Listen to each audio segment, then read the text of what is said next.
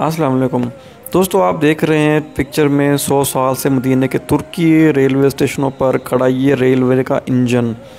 ये 100 साल से क्यों खड़ा है यहाँ पे? खिलाफत उस्मानिया के 34वें खलीफा अब्दुल हमीद सानी अपने वक्त के बहुत बड़े शायर और आशिक रसूल सल्लल्लाहु अलैहि वसल्लम गुज़रे हैं।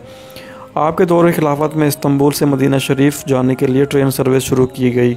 आज भी वो रेलवे लाइन मदीना शरीफ में बिछी हुई है और तुर्की रेलवे स्टेशन के नाम से मशहूर है।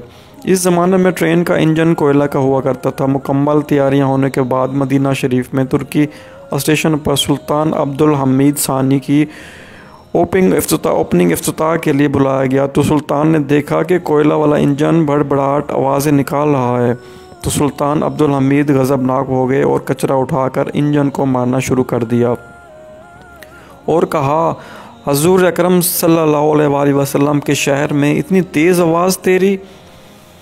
तकरीबन 100 साल का अरसा होने को आया है। उस वक्त जो इंजन बंद हुआ था वो आज भी ऐसे ही मदीना शरीफ में रखा हुआ है, जो तुर्की स्टेशन से मशहूर है।